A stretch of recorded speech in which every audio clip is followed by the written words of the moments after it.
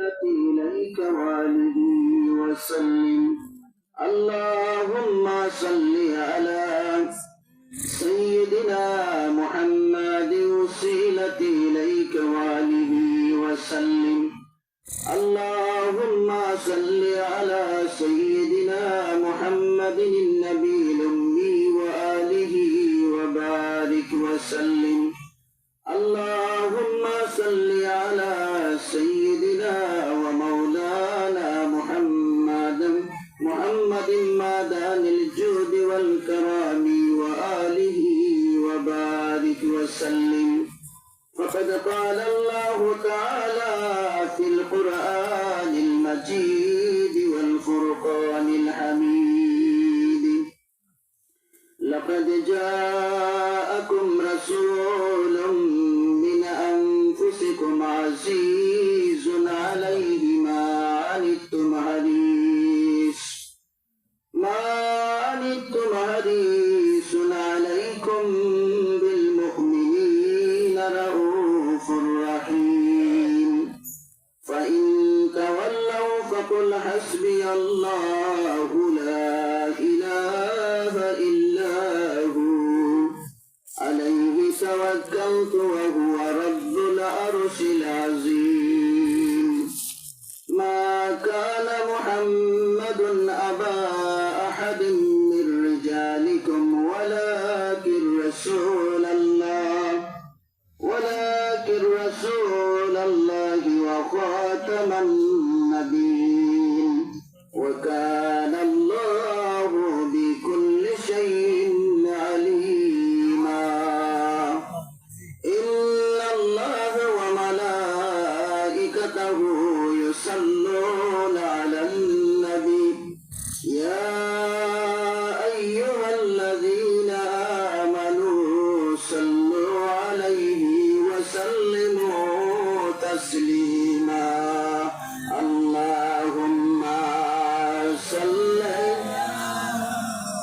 سيدنا مولانا محمد وعلى آله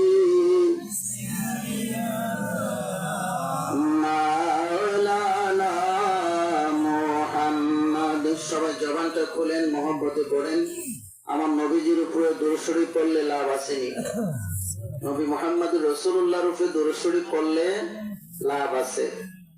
তো এই নবীর উপরে যদি আমরা মহব্বতে দরুদ শরীফ না পড়ি, সবাই জবানটা যদি না খুলি, তাইলে কিন্তু কি হবে? রাসূলের পাকের সাথে বেয়াদবি হবে।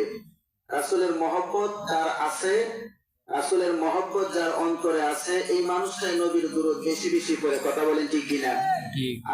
আল্লাহর নবী পাক সাল্লাল্লাহু আলাইহি ওয়াসাল্লাম হাদিস শরীফে বলেছেন যে কাল কিয়ামতের ময়দানে ওই মানুষটাই সবচেয়ে বেশি আমার নিকটবর্তী থাকবে যে আমার উপরে বেশি বেশি করে দরুদ শরীফ পড়ে। জোরে বলেন সুবহানাল্লাহ। তাহলে যারা আমরা নবীর কাছে থাকতে চাই, তারা যেন আমরা নবীর উপরে বেশি বেশি করে দরুদ শরীফ পড়ি। তো জবান খুলে আমার নবীর দরুদ শরীফ পড়তে হবে। জবানটা সবাই খুলেন, মহব্বতে পড়েন। আল্লাহুম্মা সাল্লি মাওলানা মুহাম্মদ ওয়া আলা আলি সাইয়্যিদিনা মাওলানা। কুল মাখলুকের সবাই বলে আজ আমাদের খুশির দিন। তশরিফ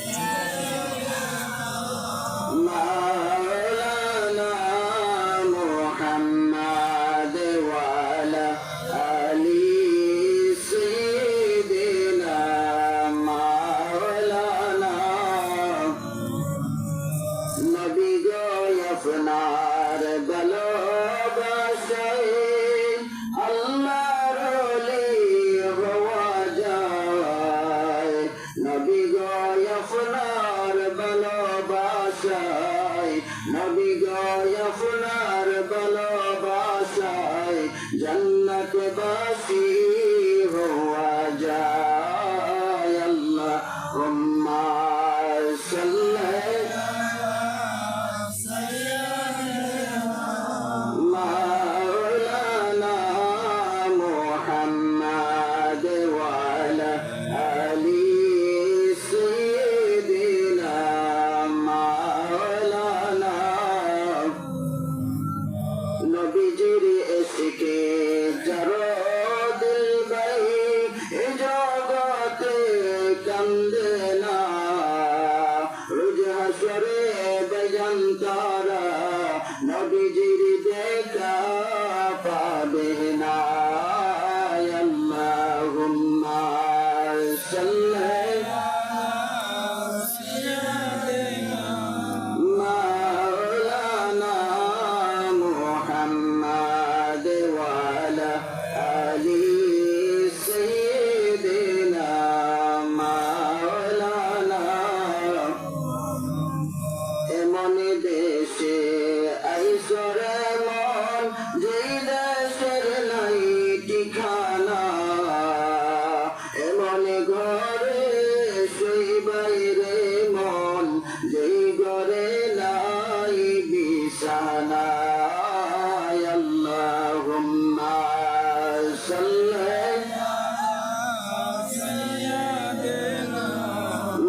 মাওলানা মুহাম্মদ ওয়ালা আলি সাইয়্যিদিনা মাওলানা আমার করে আমি সবই বিনাশ করিলাম অবশেষে খালি হাতে কবরেতে চলিলাম আল্লাহুম্মা সাল্লি মাওলানা মুহাম্মদ ওয়ালা আলি সাইয়্যিদিনা মাওলানা সুবহানাল্লাহ ওয়ালহামদুলিল্লাহ লা ইলাহা ইল্লাল্লাহ সুবহানাল্লাহ ওয়ালহামদুলিল্লাহ লা ইলাহা ইল্লাল্লাহ লা ইলাহা ইল্লাল্লাহ লা ইলাহা ইল্লাল্লাহ লা ইলাহা ইল্লাল্লাহ লা ইলাহা ইল্লাল্লাহ সুবহানাল্লাহ ওয়ালহামদুলিল্লাহ লা ইলাহা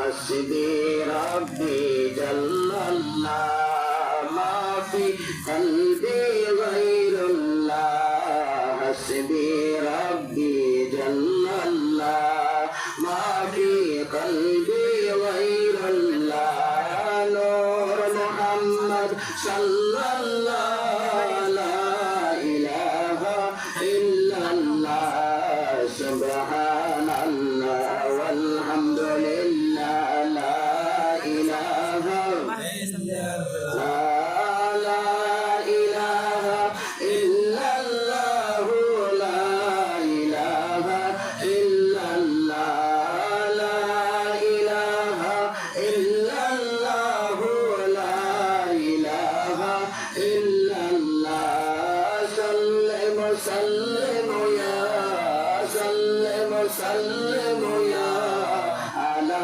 محمد نور الله لا إله إلا الله لا إله إلا الله لا إله إلا محبة لا إله إلا الله لا إله إلا الله لا إله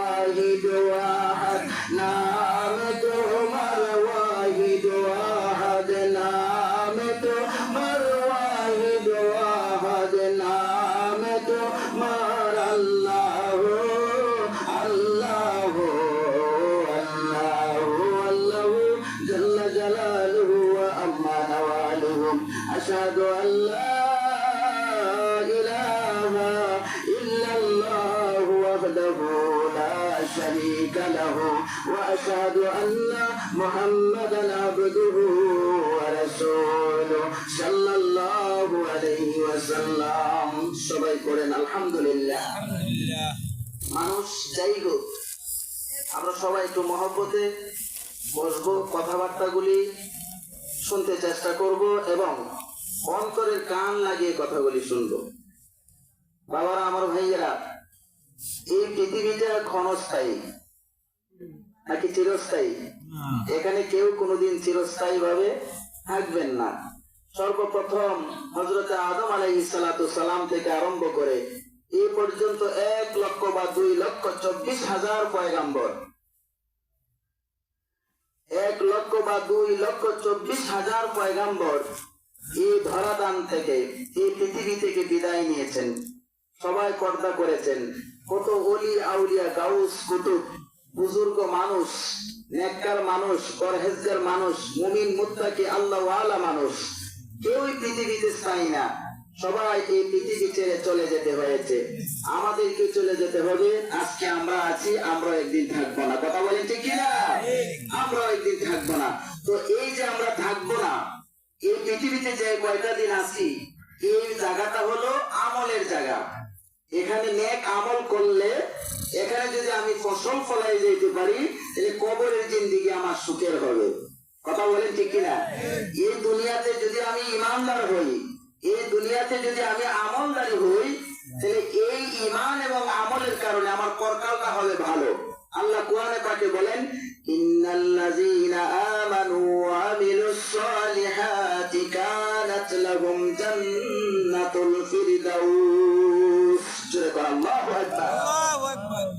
আল্লাহ রাব্বুল আলামিন কোরআনুল কারীমের মধ্যে বলেন, ইন্নাল্লাযীনা আমানু ওয়া আমিলুস সালিহাত, নিশ্চয়ই যারা মহান আল্লাহ পাকের প্রতি ঈমান এনেছে এবং নেক কাজ করেছে, ভালো কাজ করেছে, আমলে সালেহ করেছে, 5 ওয়াক্ত নামাজ পড়েছে, কালিমার জিকির করেছে, ইসমে জাতের জিকির করেছে, এই সমস্ত আমল যে মানুষগুলি করেছে, রমজানের রোজা রেখেছে, আমার নবীজির সুন্নাতগুলি আঁকড়িয়ে ধরেছে, আমার আল্লাহর কোরআনুল কারীম তিলাওয়াত করেছে, ফাতিহা শরীফ পড়েছে, মুরাকাবা করেছে, খতম শরীফ আদায় করেছে, আল্লাহর হাবিবের উপরে দুরূদ আর সালাম পেশ করেছে, এই মানুষগুলি আমলে সালেহ করেছে, নেক আমল করেছে। নেক আমলের কারণে এই মানুষগুলিকে আমার আল্লাহ মেহমানদারি করবেন, তাদেরকে অভ্যর্থনা জানাবেন, তাদেরকে স্বাগতম জানাবেন। যেই জায়গায় স্বাগতম জানাবে সেই জায়গাটার নাম হলো জান্নাতুল ফিরদাউস। আল্লাহু আকবার। এই জায়গাটার নাম হলো জান্নাতুল ফিরদাউস। যে জান্নাত হলো সমস্ত জান্নাতের মধ্যে শ্রেষ্ঠ জান্নাত। আল্লাহ রাসূল হাদিস শরীফে বলেছেন যে তোমরা আল্লাহর কাছে যদি জান্নাত চাও, তাহলে এই জান্নাতুল ফিরদাউসটাই চাও, কারণ এটা হলো সবচেয়ে নামি দামি, সবচেয়ে বড় জান্নাত হলো জান্নাতুল ফিরদাউস। যেরকম আলহামদুলিল্লাহ, আমরা সবাই সেই জান্নাতের মেহমান হইতে চাই কি চাই না? আমরা যদি সেই জান্নাতের মেহমান হতে চাই, তাহলে আমাদেরকে ঈমানদার হতে হবে, আমাদেরকে বেশি বেশি করে নেক আমল করতে হবে, আমাদেরকে কলিমার জিন্দেগি করতে হবে, আমাদের জীবনের নামাজি হতে হবে, আমরা মসজিদের সাথে সম্পর্ক রাখতে হবে, আল্লাহর ওলিদের সাথে সম্পর্ক রাখতে হবে, কোরআনুল কারীমের সাথে সম্পর্ক রাখতে হবে, 5 ওয়াক্ত নামাজ আমাদের আদায় করতে হবে, রমজানের রোজাগুলি রাখতে হবে, রাসূলের সুন্নাত আঁকড়িয়ে ধরতে হবে, ইসলামী শরিয়া জিন্দেগি আমাদের করতে হবে, তবেই আমরা সেই জান্নাতে স্থান পাবো। এই জান্নাতে যদি যাইতে চান, তাহলে বেশি বেশি করে আল্লাহর ইবাদত বন্দেগী করতে হবে। তাহলে এই দুনিয়াতে আমরা থাকবো না, আমরা থাকবো জান্নাতে, যে জান্নাতে কোনো মৃত্যু নাই। আসেনি? জান্নাতে কোনো মরণ নাই। মানুষ জান্নাতে যাবে, কিন্তু মানুষ সেখানে মৃত্যুবরণ করবে না, তারা মরবে না। জোরে কন্যা সুবহানাল্লাহ। আল্লাহর রাসূল পাকের সাহাবী হযরত আব্দুল্লাহ ইবনে আব্বাস রাদিয়াল্লাহু তাআলা আনহু, আব্দুল্লাহ ইবনে আব্বাস রাদিয়াল্লাহু তাআলা আনহু, যিনি আমার নবীজির চাচাতো ভাই ছিলেন, কিন্তু বড় রইসুল মুফাসসিরিন ছিলেন, মুহাদ্দিসিন ছিলেন, বড় আমলদারি মানুষ ছিলেন, যিনি হযরত আব্দুল্লাহ ইবনে আব্বাস রাদিয়াল্লাহু তাআলা আনহুর রওজা শরীফ আছে তায়েফের জমিনে। কোন জায়গায়? তায়েফ। যে তায়েফে আমার নবীজি বেশি আক্রান্ত হয়েছেন, যে তায়েফবাসী আমার নবীকে কষ্ট দিয়েছে, যে তায়েফবাসী আমার নবীকে গা থেকে রক্ত ঝরিয়েছে, সেই তায়েফের জমিনে হযরত আব্দুল্লাহ ইবনে আব্বাস রাদিয়াল্লাহু তাআলা আনহুর মাজার শরীফ আছে। জোরে কোন আলহামদুলিল্লাহ। যারা হাদিসা বলে কি তায়েফ যায়, এই তায়েফ গেলে সেখানে হযরত আব্দুল্লাহ ইবনে আব্বাস রাদিয়াল্লাহু তাআলা আনহুর যে মাজার শরীফ সেখানে দেখতে পায়। আব্দুল্লাহ ইবনে আব্বাস রাদিয়াল্লাহু তাআলার মাজারের পাশে একটা বড় মসজিদ আছে, হাজার হাজার মানুষ একসাথে নামাজ পড়তে পারে। সুবহানাল্লাহ। আমাদের দেশে যে মসজিদ গুলো আছে এত বড় মসজিদ নাই, আছে এত বড় মসজিদ, কথা বলবেন এত বড় মসজিদ আছে? আমাদের আশেপাশে যে 1000 মানুষ একসাথে নামাজ পড়তে পারবে এরকম মসজিদ আছে? নাই। কারণ কি? আমরা সবাই নামাজি না, আমরা সবাই নামাজের ধার ধারি না। আমরা জুমার দিন কোন রকমে যাই, না যাইলেও চলে। কথা কোন ঠিক কিনা? যাই না। এই জন্য আমাদের বড় মসজিদের দরকার নাই, আমাদের বড় ঘরের দরকার। যে ঘরে আমরা কয়েকদিন মাত্র থাকবো, কিন্তু এই ঘরটা আমরা বড় হওয়া চাই, এই ঘরটাতে টাইলস দেওয়া চাই, এয়ার কন্ডিশন দেওয়া চাই, ঘরটাকে সুন্দর করা চাই। এটাতে আমরা থাকবো মাত্র 80 বছর 100 বছর। কিন্তু যেখানে আমাকে থাকতে হবে দিনের পর দিন, রাতের পর রাত, মাসের পর মাস, বছরের পর বছর, হাজার বছর, কোটি বছর যেখানে আমাদেরকে থাকতে হবে, কোটি কোটি বছর যেখানে আমাকে স্থায়ী সেখানে রাখা হবে, এই জায়গার নাম হলো কবর। যে কবরের চিন্তা আমরা করি না। কথা বলি ঠিক কিনা? ডাইনে মাটি বামে মাটি, মাটির মধ্যে বিছানা। কথা বলি ঠিক কিনা? ডাইনেও মাটি বামেও মাটি, যেখানে বিছানা পত্র থাকবে না, উপরে বাঁশের চানি, এর উপরে আমার মাটি, এমন করে হবে আপনার আমার ঠিকানা। কথা বলি ঠিক কিনা? এই জায়গায় ঠিকানা হবে বাবা পরের বাড়ি রং সাজাইয়া, নিজের ঘরে তো অন্ধকার। আপনার দুনিয়ার বাড়ি, এই বাড়িতে কত রং বেরঙের লাইট লাগাইলা, কত রং বেরং দিয়া এই ঘরটা সাজাইলা, এমন ঘর সাজাইয়া যে এখানে আমরা বেশিদিন থাকবো না। কিন্তু আমার কবরের জীবন, যেখানে আমাকে এত বছর থাকতে হবে, এই কবরে সুন্দর করে সাজাইবার চিন্তা আমরা কোনোদিন করি নাই। কথা বলে ঠিক কিনা? সেই চিন্তা আমরা করি না যে আমার কবর কিভাবে সুন্দর হবে, সেই কবরটা কিভাবে আরামের জায়গা হবে, সেই কবরে জান্নাতের বিছানা কেমনে ফাটানো যাবে, ওই কবরের মধ্যে কেমনে এয়ার কন্ডিশন হবে, এই কবর থেকে মদিনা মুনাফফারের সাথে কিভাবে যোগাযোগ হবে, ওই কবর থেকে কিভাবে জান্নাতুল ফেরদাউসের সাথে যোগাযোগ হবে, এই আমল কিন্তু আমরা কোনোদিন করি নাই। কথা বলেন ঠিক কিনা? এই আমল আমাদের করতে হবে কিনা? সেই জাহান্নাম থেকে আমাদের মুক্তি চাইতে হবে। যে জাহান্নাম হলো ভয়াবহ আযাব হবে, যে জাহান্নামে, এই জাহান্নাম থেকে আযাব বাঁচা, জাহান্নামের আযাব থেকে বাঁচার জন্য আমার মহান আল্লাহ পাকের প্রিয় হাকিম ছোট্ট একটা দোয়া সাহাবায়ে কেরামদেরকে শিক্ষা দিতেন, যেটাকে দোয়ায়ে মাসনুন বলা হয়। এই দোয়াটা আপনারা মাগরিবে এবং ফজরে পড়বেন 7 বার। কয়বার?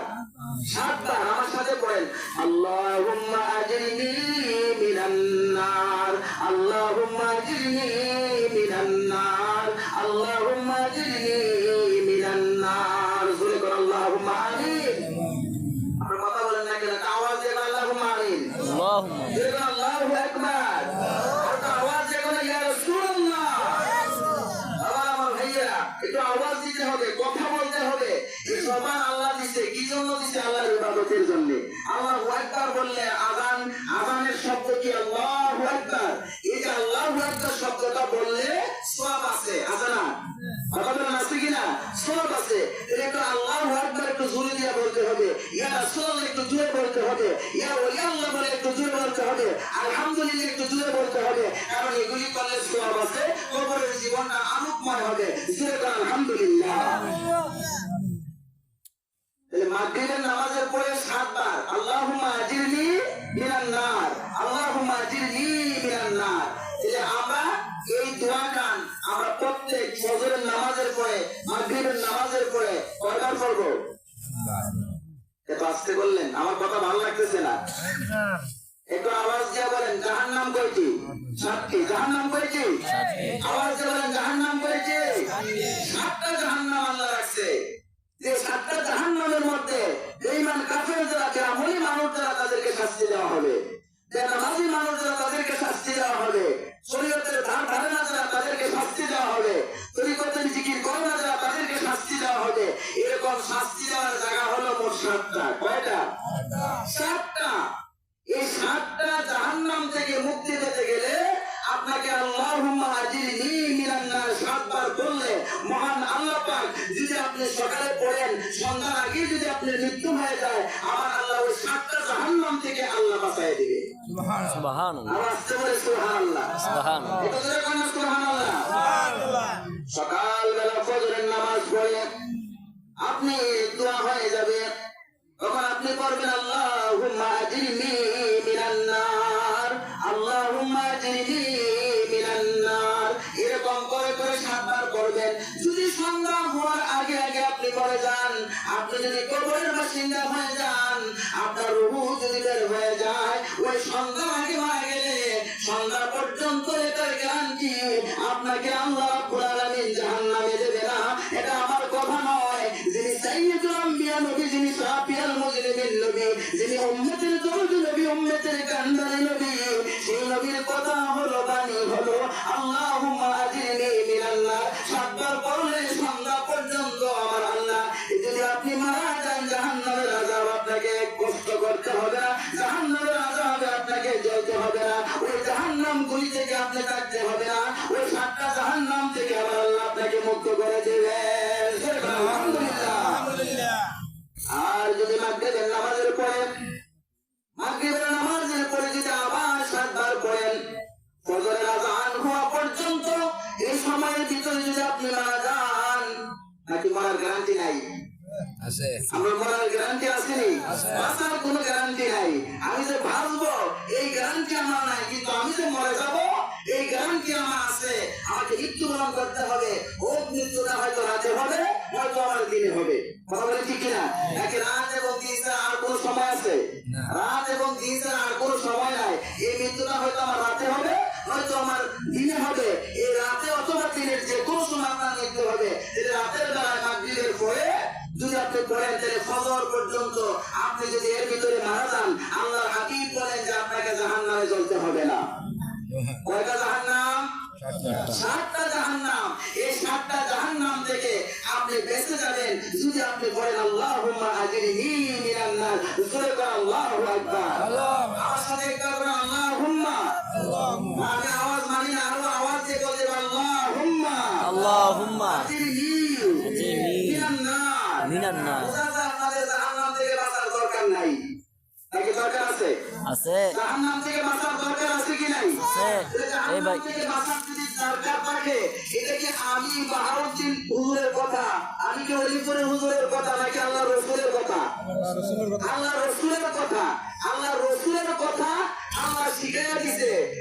আল্লাহ নবীজি সাহাবাদেরকে শিখাইয়া দিয়েছে। নবীজির মাধ্যমে আমরা পাইছি, সাহাবায়ে কেরামদের মাধ্যমে পাইছি, হাদিস শরীফের মাধ্যমে পাইছি। এই যে আমরা পাইলাম, যদি আমরা জাহান্নাম থেকে বাঁচতে চাই, তাহলে আমাদের এই দোয়াটা বেশি বেশি করে পড়তে হবে। আল্লাহুম্মা আজিরনি মিনান নার। জোরে করে আল্লাহুম্মা আমিন।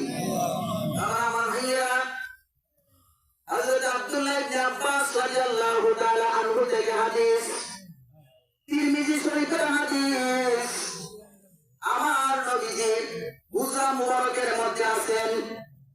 আর এই সময় সাহাবায়ে কেরামরা মসজিদে নববীতে বসা, সেই মসজিদে নববীতে বসে বসে একজন আরেকজনের সাথে কথাবার্তা বলতেছে।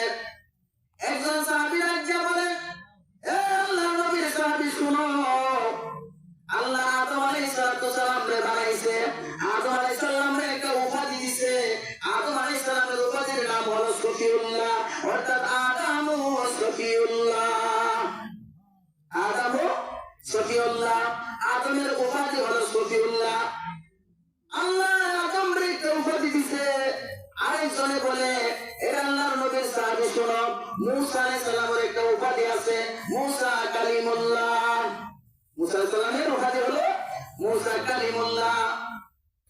দাউদ আলাইহিস সালামের একটা উপাধি আছে, দাউদ আলাইহিস সালাম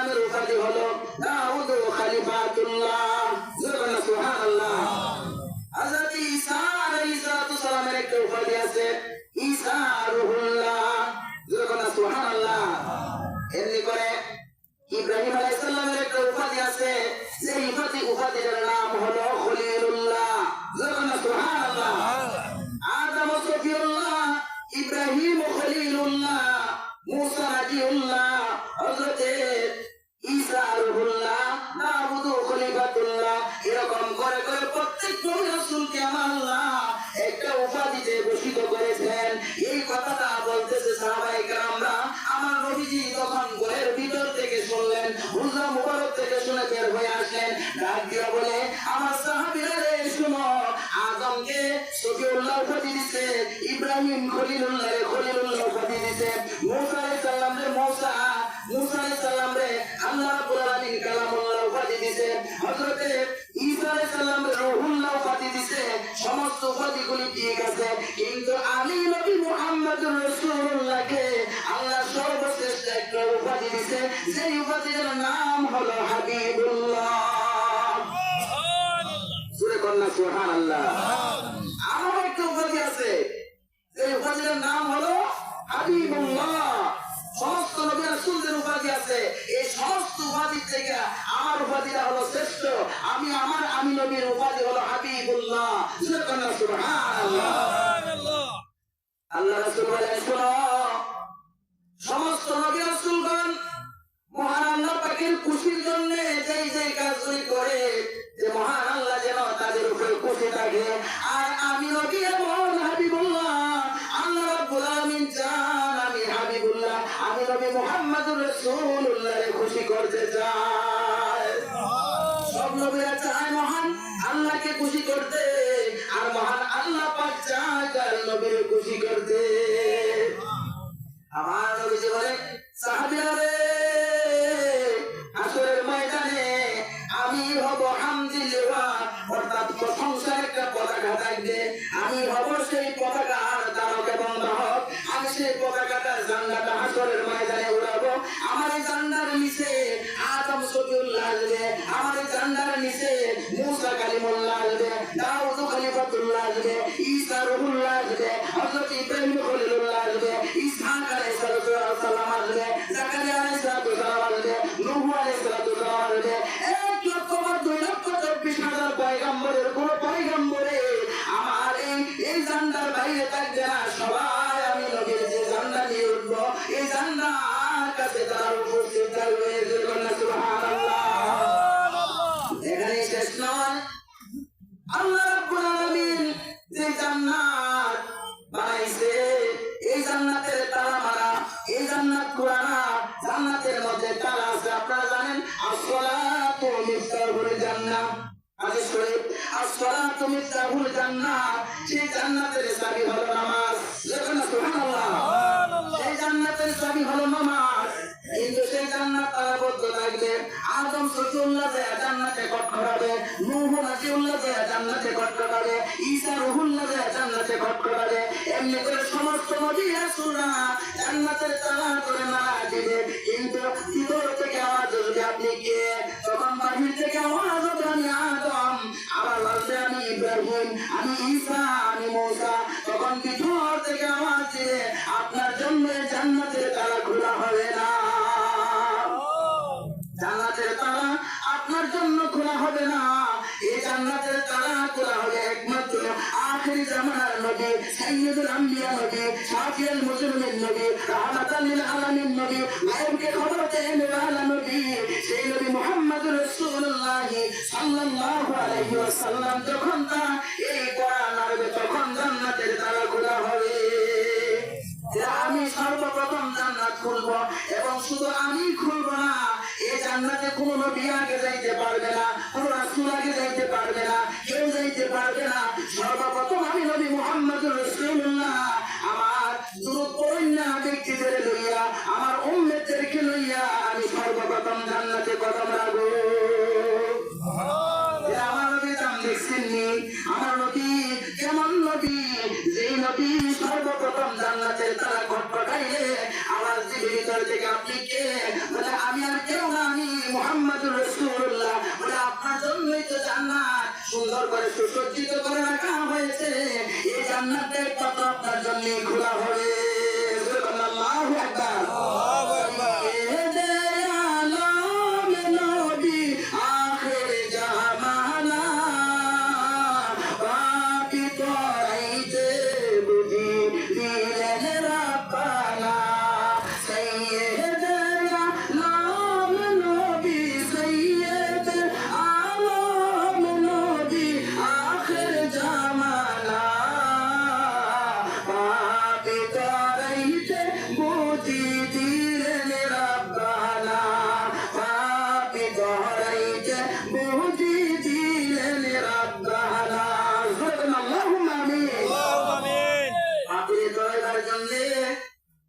গুনাহগার উম্মতদেরকে সুপারিশ করে জান্নাতে নেওয়ার জন্য একমাত্র মুহাম্মদুর রাসূলুল্লাহ উম্মতের কান্নারি।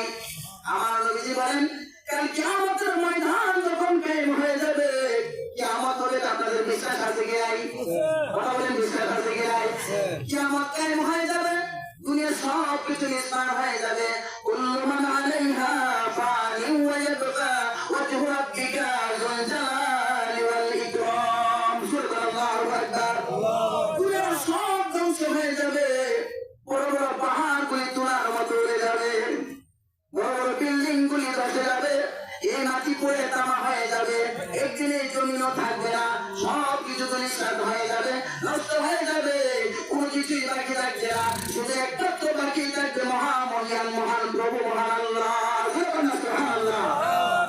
আল্লাহ রাব্বুল আলামিন কিয়ামত করে দিবেন। যখন কিয়ামত হয়ে যাবে, সব ধ্বংস হয়ে যাবে, নষ্ট হয়ে যাবে, ওই কিয়ামতের দিন কোনো শব্দ থাকবে না, কোনো শব্দ কেউ করতে পারবে না। আমার দয়াল নবীজি বলেন, সর্বপ্রথম আমি নবী একমাত্র আল্লাহর প্রশংসা করব, আমার শব্দ সবার উপর দিয়ে শোনা যাবে। সুবহানাল্লাহ। এই নবীর উম্মত হতে পেরে আপনারা খুশি না বেজার? এই নবীর উম্মত হতে পেরে যদি খুশি হন, সেই নবীর দুরূদ শরীফ বেশি বেশি পড়তে হবে, সেই নবীর মিলাদ শরীফ পড়তে হবে, সেই নবীকে বেশি মহব্বত করতে হবে, সেই নবীকে ভালোবাসতে হবে, সেই নবীর মিলাদ কিয়াম হইরা না হইরা নাকি? মিলাদ কিয়ামের কথা বলে আবার জিনাত জিনাত, হ্যাঁ? মিলাদ কিয়ামের দরকার আসেনি? আপনারা মিলাদ কিয়ামের পক্ষে কিনা? মিলাদ কিয়ামের পক্ষে থাকবেন। এই মিলাদ কিয়াম হলো আমার নবীর প্রশংসা, আমার নবীর গুণ কীর্তন, আমার নবীর ভালোবাসা, যার ভিতরে যত বেশি সে তত আগে কি আমার নবীর মিলাদ শরীফ পড়ে। কথা বলে ঠিক কিনা? এই নবীর মিলাদ করতে হবে, নবীকে খুশি করতে হবে, নবী খুশি হলে আমার আল্লাহ খুশি হয়ে যায়। সুবহানাল্লাহ। আল্লাহকে খুশি করলে নবী যদি বেজার থাকে, আমার আল্লাহ বলেন আমাকে খুশি করলে লাভ কি? আমার বন্ধুদেরকে খুশি করো। আমার বন্ধু খুশি, আমি আল্লাহ খুশি। আমার বন্ধু খুশি না, আমি আল্লাহ খুশি না। আল্লাহু আকবার। সেই নবীকে খুশি করতে হলে মিলাদের দরকার আছে কি নাই? দুরূদের দরকার আছে কি নাই? সেই নবীকে খুশি করতে হবে, সেই নবীর মিলাদ করতে হবে, সেই নবী যে নামাজ আমাদেরকে দিয়ে গেছে, এই নামাজ আদায় করতে হবে। কথা বলে ঠিক কিনা? নামাজের দরকার আছে কি নাই? নামাজের দরকার আছে। নামাজ পড়লে বান্দা, আমি যে বান্দা, আমি যে আল্লাহর একজন ইমানদার বান্দা, এটা রেজিস্ট্রি হয় আল্লাহর খাতায়। সুবহানাল্লাহ। আপনার জমিন, এই জমিনটা আপনার, এই বাড়িটা আপনার, কিন্তু এটা আপনি দাবি করতেছেন, আপনার কাগজ নাই, রেজিস্ট্রি দলিল নাই, এটা কেউ মানবে?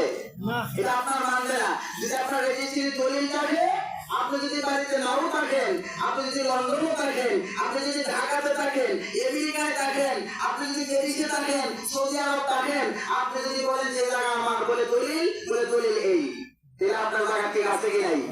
এটা আপনি যে এরকমই হন না কেন, আপনি যদি দলিল রেজিস্ট্রি করতে চান যে আপনি আল্লাহর বান্দা, নবীর উম্মত, তাহলে আপনাকে 5 ওয়াক্ত নামাজ পড়তে হবে। আল্লাহর বান্দা হতে চান কি চান না? নবীর উম্মত হইতে চান কি চান না? যদি নবীর উম্মত হইতে চান, আল্লাহর বান্দা হইতে চান, আপনাকে কি করতে হবে? আমার আল্লাহর 5 ওয়াক্ত নামাজ আদায় করতে হবে, মসজিদের সাথে যোগাযোগ রাখতে হবে, মসজিদের সাথে সম্পর্ক রাখতে হবে। আলহামদুলিল্লাহ। আর নবী বলেন, কাল কিয়ামতের ময়দান নিস্তব্ধ হয়ে যাবে, কোন শব্দ থাকবে না। ওই যে একমাত্র সর্বপ্রথম আমি নবী মুহাম্মদুর রাসূলুল্লাহ আমার আল্লাহর প্রশংসা করব, যে প্রশংসার কথাগুলি আজকে আমার মনে নাই, ওই দিন আমার আল্লাহ আমাকে মনে করিয়ে দিবেন, তখন আমি কাল কিয়ামতের ময়দানে সর্বপ্রথম মহান আল্লাহ পাকের প্রশংসায় লিপ্ত হয়ে যাব। আল্লাহ আমার উপরে খুশি হয়ে যাবে। আমি যখন সেজদায় পড়ে থাকবো, সেজদায় পড়ে থাকে, আর আমি যখন প্রশংসাগুলি করবো, আমার আল্লাহ খুশি হয়ে বলবে, এ বন্ধু আর কাঁদতে হবে না, আপনি মাথা ওঠান, আপনি মাথা ওঠান, আজকে আপনি যা চাইবেন, আপনি আপনাকে আমি তাই দান করব। আজকে আপনি যা চাইবেন, আজকে যা চাইবেন, আমি তাই আপনাকে দেব। আমিও খুশি আপনার উপরে, আমিও চাই আপনি আমার উপরে খুশি হন। বলে কন্যা সুবহানাল্লাহ। আসরের ময়দানে অন্যান্য নবীরা চাইবে আল্লাহকে খুশি করার জন্য, আর কাল কিয়ামতের ময়দানে, আসরের ময়দানে আল্লাহ চাইবেন মুহাম্মদুর রাসূলুল্লাহকে খুশি করার জন্য। সুবহানাল্লাহ।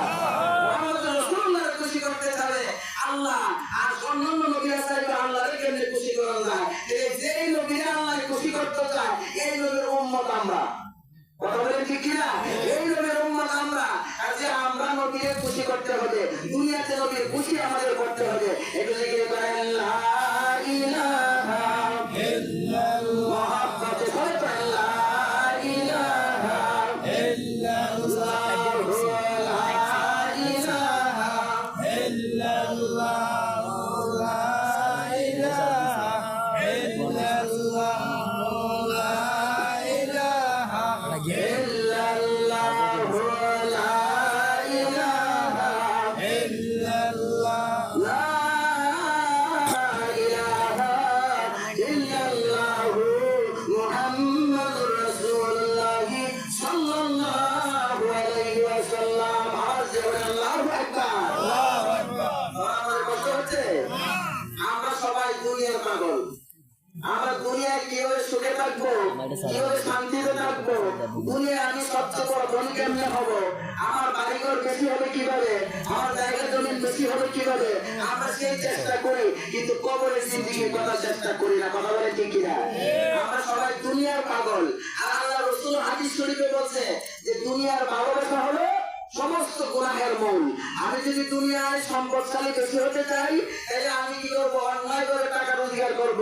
আমি যেভাবে টাকা আমার বেশি দরকার, আমার একটা বাড়ি আছে আরেকটা বাড়ির দরকার, একটা ঘর আছে আরেকটা ঘরের দরকার, তাহলে টাকার দরকার, বৈধ না অবৈধ দেখার বিষয় না। কথা বলে ঠিক কিনা? কিনা অবৈধ এটা আমার দেখার বিষয় না। এই জন্য আপনার আল্লাহ রাসূল হাদিস শরীফে বলছে যে দুনিয়া, দুনিয়ার ভালোবাসা হলো সমস্ত গুনাহের মূল, মাথা হলো সবচেয়ে বড় হলো দুনিয়ার মায়া। যার ভিতরে দুনিয়ার মায়া কম, দুনিয়ার ভালোবাসা কম, এই মানুষটা আল্লাহর প্রতি ভালোবাসা তার বেশি। যে মানুষটার দুনিয়ার প্রতি ভালোবাসা কম, সেই মানুষটা নবীর প্রতি ভালোবাসা বেশি। আর যার দুনিয়ার প্রতি মহব্বত বেশি, তার আল্লাহর দিকে মহব্বত নাই। আপনারা আমার একটা কথা উত্তর দেন, আমি যদি সূর্যের কাছাকাছি যায়, অর্থাৎ পূর্ব দিকে সূর্য ওঠে, আমি যদি পূর্ব দিকে সূর্যের কাছে যাই, তাহলে পশ্চিম দিক থেকে আমার কাছে না দূরে? আমার কথা বোঝেন নাই? আমি যদি দুনিয়াটা মনে করেন এই যে পূর্ব এবং পশ্চিম, মনে করেন পূর্ব এবং পশ্চিম, আমি যদি পৃথিবীর পূর্ব প্রান্তে থাকি, তাহলে পশ্চিম প্রান্তটা, পশ্চিম সীমানাটাকে আমার কাছে না দূরে? দূরে। আমি যদি আমি পশ্চিম দিকে যাই, পশ্চিম দিকটা যদি আমার কাছে হয়, তাহলে পূর্ব দিক থেকে আমার কাছে হবে না দূরে? দূরে হবে। আপনি যদি পূর্ব দিকে যান, কাছাকাছি থাকেন সূর্যের, তাহলে পশ্চিম দিক থেকে আপনি দূরে আছেন। আবার যদি আপনি পশ্চিম দিকে থাকেন, তাহলে পূর্ব দিক থেকে আপনি দূরে আছেন। আপনি যদি দুনিয়ার পাগল হন, তাহলে আখিরাত থেকে দূরে আছেন। আর যদি আখিরাতের পাগল হন, তাহলে দুনিয়া থেকে আপনি দূরে আছেন। কথা বলেন ঠিক কিনা? একটা রাস্তা আপনাকে বেছে নিতে হবে, মধ্যম পন্থা আপনাকে অবলম্বন করতে হবে। দুনিয়াতে আমার এত কিছু দরকার, যে কিছু না হইলে চলে না, এর বেশি দরকার নাই। কথা বলতে কিনা? এর বেশি আমার দরকার নাই। আমার যতটুকু দরকার ততটুকুনি আমার দরকার, এর বেশি আমার দরকার নাই। ও বাবা, দুনিয়ার প্রেম, দুনিয়ার ভালোবাসা মানুষকে কি করে আখিরাত ভুলাইয়া দেয়, কবরের জিন্দেগির কথা ভুলাইয়া দেয়, কবরের আযাবের কথা ভুলাইয়া দেয়। যে দুনিয়া মানুষকে দূর দূর করে তাড়াইয়া দেয়, যে মানুষ দুনিয়া একদিন মানুষটাকে পর করে দেয়। এই দুনিয়া থেকে আমাদের বাঁচতে হবে, এই দুনিয়ার জীবন থেকে আমাদের আখিরাতের জীবনের বেশি চিন্তা করতে হবে। কথা বলেন ঠিক আছে কিনা? আখিরাতের চিন্তা আমাকে করতে হবে, কারণ কালকে আমাদের ময়দানে আমার জবাব দেওয়া লাগবে। আল্লাহর কাছে জবাব দিতে হবে। ও বাবা, হযরত ঈসা আলাইহিস সালাতু সালাম নাম শুনছেন নি? ঈসা নবীর নাম শুনছেন না? আমার নবীজির 5 থেকে 600 বছর আগে যিনি পৃথিবীতে ছিলেন, যারে আল্লাহ 40 বছর বয়সে, মতান্তরে 33 বছর বয়সে, মতান্তরে 35 বছর বয়সে আমার আল্লাহ উঠাই নিয়ে গেছে দুনিয়া থেকে, শরীরে উঠাই নিয়ে গেছে, মৃত্যু দেন নাই। জোরে বলেন না সুবহানাল্লাহ। কোরআন মানেন কি মানেন না? কোরআনে আছে আমার আল্লাহ ঈসা রুহুল্লাহকে উঠাই নিয়ে গেছেন। এখনো ঈসা রুহুল্লাহ আছে। নবীজির সময় ছিল, নবীজির 500 থেকে 600 বছর আগে ঈসা রুহুল্লাহকে উঠাই আনিছে। আর আমার নবীজি 600 বছর পরে পৃথিবীতে আসছে। নবীজি পৃথিবীতে আসার আজকে থেকে 1.5 বছর চলে গেছে। এখন ঈসা রুহুল্লাহ জীবিত আছে কি নাই? কিন্তু আমার একদিন কিয়ামতের আগে পৃথিবীতে আনবেন, কিন্তু বয়সটা না থাকবে ওই 40 বছর। সুবহানাল্লাহ। সুবহানাল্লাহ। কথাটা আসছে কিনা? এই যে মনে করেন আমাদের এখানে গণ্যমান্য ব্যক্তিবর্গ আছেন, এরা কি এখন যে অবস্থা আছে আজকে থেকে আর 40 বছর আগে কি এরকম ছিল? এরকম ছিল? এরা টাটকা যুবক ছিল, কথা বলেন ঠিক কিনা? এরা কোনো কিছু ভয় পাইতো না, এরকমটাই ছিল। কিন্তু আজকে মৃত্যু হয়ে গেছে 40 বছর পরে। কিন্তু হযরত ঈসা রুহুল্লাহকে আমার আল্লাহ এমন করে রেখে দিয়েছে যে এই বয়সে তারা উঠায় নিচ্ছে, আবার এই বয়সে তাকে নামাবে, তাহলে আমার আল্লাহ দিন রাত্রগুলি কোথায় গেল? সুবহানাল্লাহ, সুবহানাল্লাহ। আল্লাহর বড় কুদরত, এটা আমার আল্লাহর বড় কুদরত। মহান আল্লাহ পাক কেমন চিন্তা করে দেখেন, দুনিয়া চলতেছে, সেকেন্ড চলতেছে, মিনিট চলতেছে, ঘন্টা চলতেছে, মাস চলতেছে, বছর চলতেছে, কিন্তু ঈসা রুহুল্লাহ বৃদ্ধ হইতেছে না, যেরকম আছে এরকমই। সুবহানাল্লাহ বলেন না? আরো যেরকম না সুবহানাল্লাহ। আল্লাহ কেমনে রাখছে ঈসা আলাইহিস সালামকে? এই ঈসা রুহুল্লাহ যখন পৃথিবীতে ছিলেন, আমার নবীজি তখনও পৃথিবীতে আগমন করেন নাই। হযরত ঈসা রুহুল্লাহ বের হবেন, সফরে বের হবেন। ঈসা রুহুল্লাহ জীবনে কোনোদিন বাড়ি বানায় নাই। সুবহানাল্লাহ বলেন না? আরো জোরে বলেন সুবহানাল্লাহ। ঈসা রুহুল্লাহ জীবনে কোনো বাড়ি বানাইছে না। ঈসা আলাইহিস সালাম কোন সময় দেখা গেছে এমন জায়গায় গাছের নিচে বসে রয়েছে, কোন ঘরের ছায়ায় বসে আছে, রাত্রিবেলা ঘুমিয়ে গেছে, ওইরকম করে কোনো মাঠে কোনো প্রান্তরে পড়ে আছে। ঈসা রুহুল্লাহ জীবনে কোনোদিন বাড়ি বানায় নাই। ওর দৃষ্টি জয়ের কারণে একবার ঈসা রুহুল্লাহ আলাইহিস সালাম ওই একটা কুঁড়ে ঘরের মতো জায়গায়, যে জায়গার মধ্যে মাথাটা শুধু ঘরের ভিতরে থাকে, এমন একটা জায়গায় হযরত ঈসা রুহুল্লাহ যায় আশ্রয় নিলেন ঝড় বৃষ্টির সময়। আর তার পাও গুলি বের হয়ে আছে, নাভি থেকে বাহির হয়ে আছে, আর মাত্র মাথাটা সেই ঝুঁকের ভিতরে আছে। এই সময় আল্লাহর ফেরেশতা হযরত জিবরাইল আলাইহিস সালাম রে আমার আল্লাহ ডাক দিয়ে বলে, জিবরাইল, জিবরাইল রে তুমি যাও আমার ঈসা রুহুল্লাহর কাছে যাও, আমার ঈসা রুহুল্লাহর কাছে জিজ্ঞেস করো সে যে এরকম অবস্থায় পড়ে আছে, সে কেন একটা বাড়ি বানায় না, একটা ঘর বানায় না? সুবহানাল্লাহ। আর আল্লাহ জানে কি জানে না? ঈসা রুহুল্লাহর খবরটা আমার আল্লাহর জানা আসেনি। ঈসা রুহুল্লাহ কেন বাড়ি বানায় এটা জানিনি। ওরা বলেন না কেন জানিনি? নাকি বোঝা যায় আল্লাহ জানে না? আল্লাহ জানে কি না? আপনার মনের খবর আল্লাহ জানে কি জানে না? আমার মনের খবর জানে কি জানে না? এ আমরা এখানে বসছি, কি উদ্দেশ্যে আসছি, এ কোন কারণে আসছি, কার মনে কি, সমস্ত কিছু আমার আল্লাহ জানে। আল্লাহ আলিমুল সুদূর, আলিমুস সুদূর। মহান আল্লাহ পাক আপনার অন্তরের মধ্যে কি গোপন আছে এটা মহান আল্লাহ পাক জানেন। জোরে বলেন না সুবহানাল্লাহ। আর জোরে বলেন সুবহানাল্লাহ। এটা যে গোপন আছে এটা জানে। ও বাবা, সহজ ভাষায় আপনি বুঝবেন, এই অন্তরটা আমার বুকের ভিতরে আছে না বাহিরে আছে?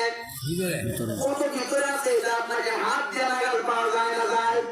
আমি নিজেও তো হাত দিয়ে নাগল পাই না, আপনিও তো সেটা হাত দিয়ে নাগল পায় না, এত ভিতরে আছে। ও একজন কৃষক, সেই কৃষক মাটি করে, ওই মাটিগুলি আলগা করে, এই মাটিগুলি পাড়া করে, একবারে মলিত দলিত করে, এটা সুন্দর করে একটা ঘাস, একটা আলি, একটা বীজ লাগানোর মতো উপযুক্ত করে, ওই জাতার মধ্যে মাটির নিচে একটা বীজ লাগাইছে। এই বীজটা কৃষকে লাগাইছে, লাগানোর সময় তার কেউ জানে না, শুধুমাত্র জানে কে? কৃষক। যে লাগাইছে সে জানে। এবার যদি আপনি হাজার হাজার মানুষ যাইয়া ওই জালের কাছে যায় জিজ্ঞেস করে যে এই জালের ভিতরে কি গাছ আছে, কি গাছের বীজ আছে, এটা বলতে পারবে কি পারবে না? বলা পারবে না, বলতে পারবে না, কারণ ওই জালের মধ্যে কৃষকে লাগাইছে, অন্য কেউ জানে না। কথা বলছি কিনা? এই জালের ভিতরে কিসের বীজ লাগাইছে এটা একমাত্র কৃষক ছাড়া কেউ জানে না। তদ্রুপ ভাবে এমন একটা বীজ আল্লাহ রাব্বুল আলামিন আমাদের ভিতরে দিছে, যে ভিতরের খবরটা আমার মেয়েও জানে না, আমার ছেলেও জানে না, আমার সহধর্মিনী আমার বিবিও আমার জানে না, আমার সহধর্মিনী আমার যে স্বামী আছে স্বামী পর্যন্ত জানে না। এই মা জানে না তার মেয়ের ভিতরের খবর, মেয়ে জানে না তার মায়ের ভিতরের খবর, এই খবর পৃথিবীর কেউ জানে না। শুধুমাত্র জানে তোমার আমার মনের খবর মহান আল্লাহ তাআলা।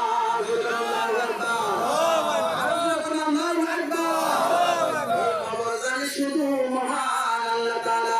আল্লাহু আল্লাহ জিকির করো, নূর নবীজির কলমা পড়ো,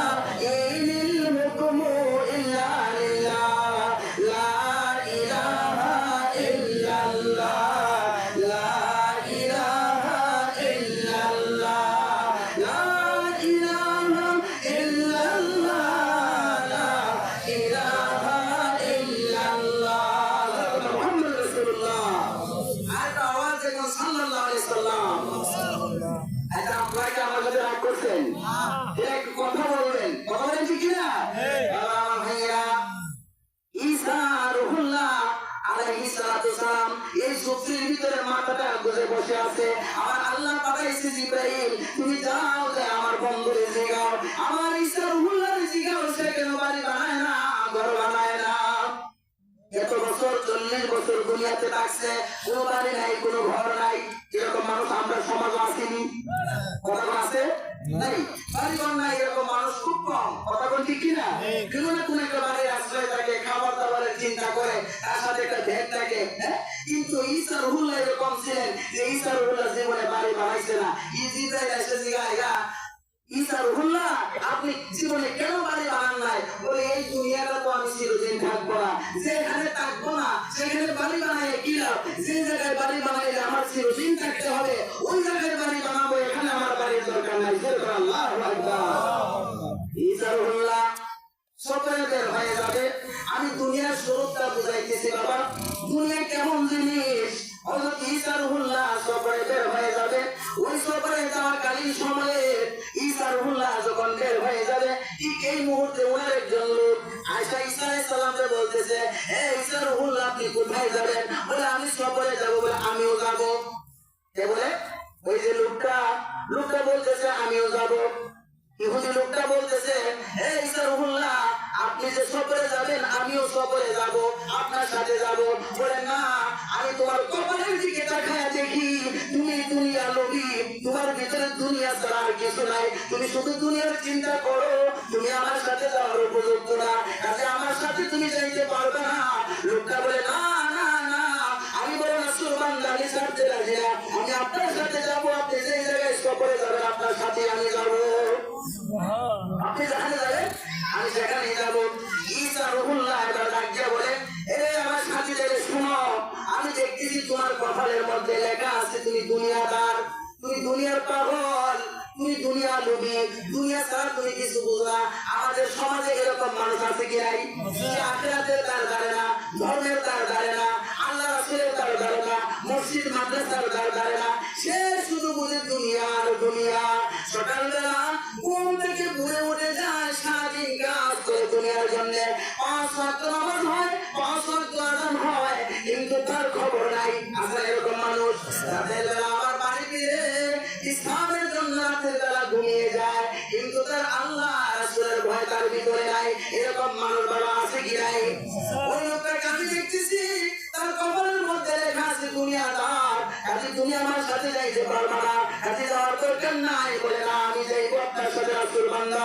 তখন ঈসা রুহুল্লাহ বললেন যে ঠিক আছে তুমি যাইতে পারো, কিন্তু আমি দেখতেছি তুমি বড় দুনিয়া লোভী, দুনিয়ার পাগল, এই জন্য আমি তোমার নিতে চাইতেছি না। তুমি যখন যাইবে ধরো আমার কাছে প্যাকেটটা আছে, প্যাকেটটা তোমার কাছে রাখো, একটা প্যাকেট, প্যাকেটটা তুমি রাখো।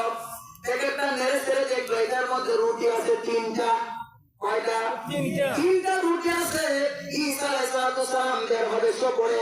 আমাদের একটা নিয়ম মনে রাখবেন আপনারা, আমি বলে যাই বাবা, যখন বাড়ি থেকে বের হবেন, হয়তো বাজারে যাবেন, হয়তো মসজিদে যাবেন, হয়তো ওয়াজের মাহফিলে যাবেন, হয়তো কোনো জায়গায় যাবেন, ভালো জায়গায় যান, মন্দ মানে ভালো জায়গায় যেখানে আপনি যান, ওই জায়গায় যাওয়ার আগে আপনি ওযু বানাইবেন। ওযু করে যদি আপনি বাড়ি থেকে বের হন, যদি রাস্তায় আপনি মরেও যান, আমার আল্লাহ ওযু করার কারণে আপনাকে জান্নাতবাসী বানায় দিবে।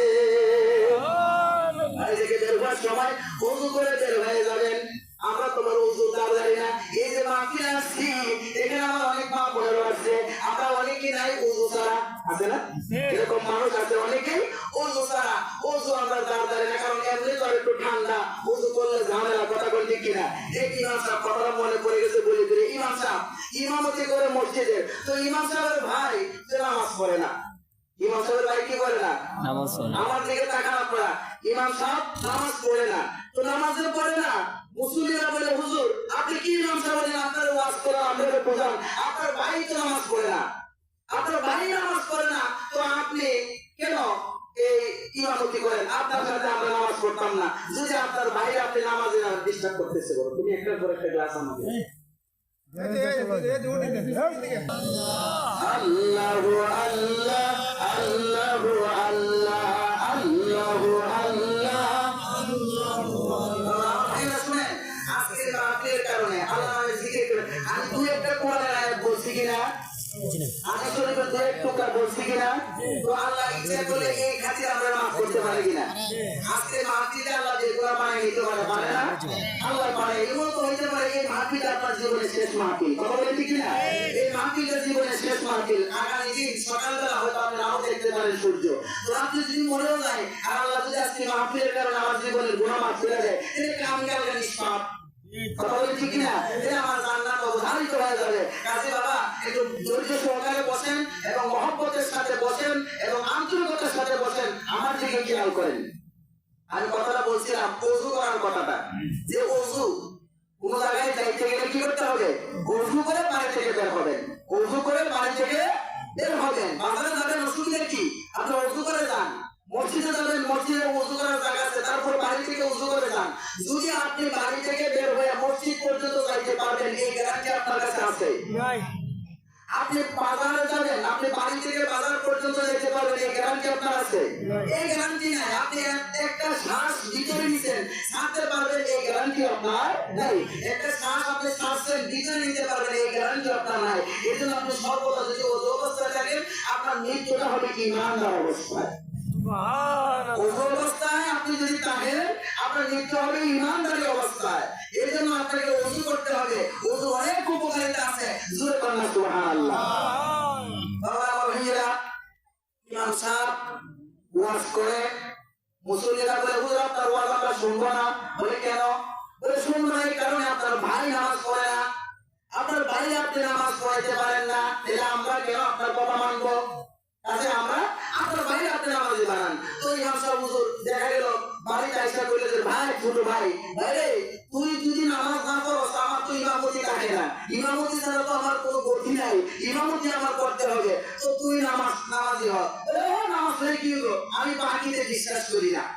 নামাজ পড়লে কি সাথে সাথে পাওয়া যায় না? কথা উত্তর দিয়ে সাথে সাথে যায় যাই কিছু পাওয়া যাবে, এটা সাথে সাথে এটা বাকি। কথা বল ঠিক কিনা? আল্লাহ নগদ দিতে পারে, পারে কি পারে না? আল্লাহ নগদ দিতে পারে। ভাই আমি নগদে বিশ্বাসী বলে ঠিক আছে, আমার তো ইমামতি রাখতে হবে, তো ঠিক আছে তুমি একটা কাজ করো, তুমি যদি নামাজ পড়ো, 5 ওয়াক্ত নামাজ পড়ো, প্রতিদিন আমি তোমাকে 1 মণ দান দেবো।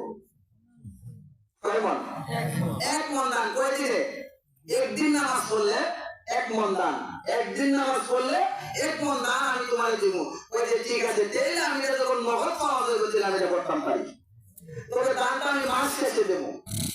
এই যে 1 মণ দান, এটা মাস শেষে দিব। যখন মাস শেষ হইলো তো দান দেওয়ার কথা কয়, এখন কয় আচ্ছা ঠিক আছে রাখো না, এই মাসে আমি দিতাম পারতেছি না, আগামী মাসও দিব। তো এখন নামাজ পড়ে, এভাবে পড়তে পড়তে আমি সংক্ষেপে কথাটা বলি, পড়তে পড়তে সে 6 মাস পড়ছে। এখন দান বাকি মেলা তো হয়ে গেছে না, অনেক অনেক দান বাকি হয়ে গেছে।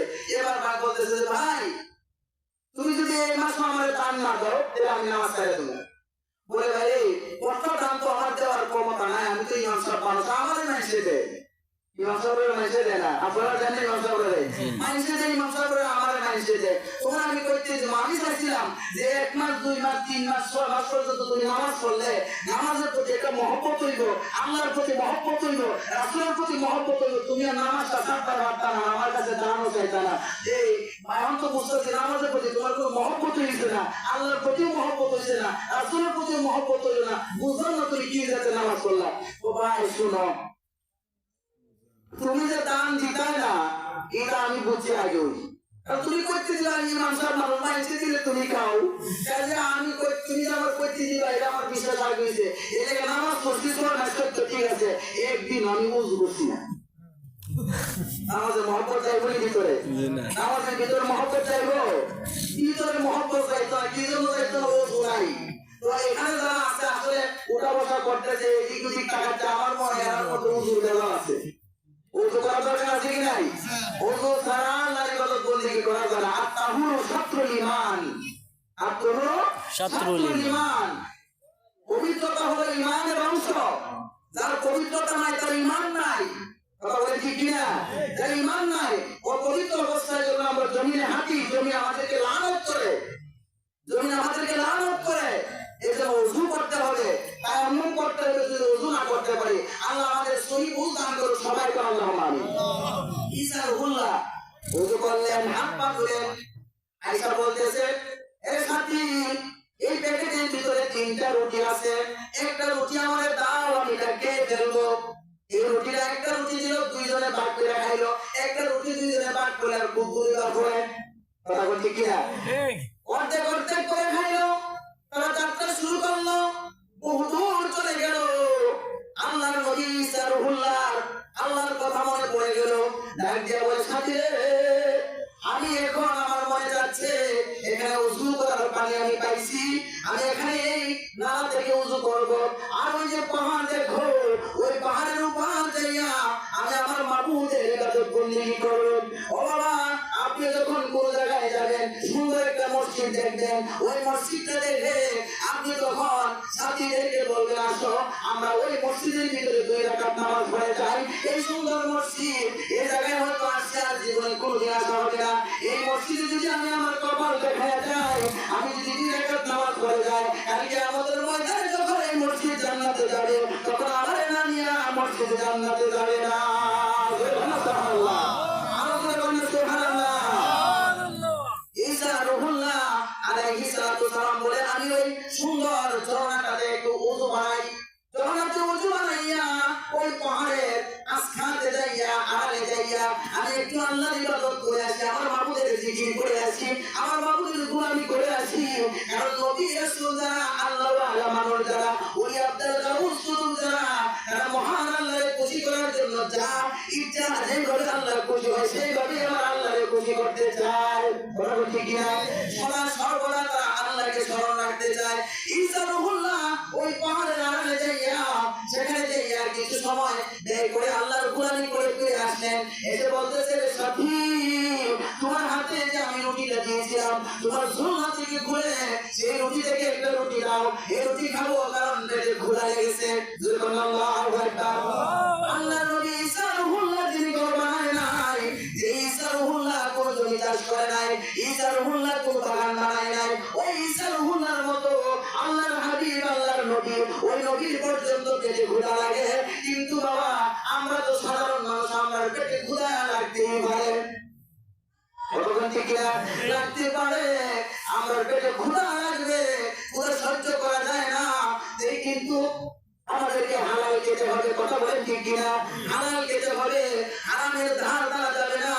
হারাম যদি না, হালাল যদি না খাই, যদি হারাম খাই, এই হারাম খাওয়ার কারণে আমার দেহে যে রক্ত মাংস হবে, এই অংশটা জাহান্নামে চলে যাবে।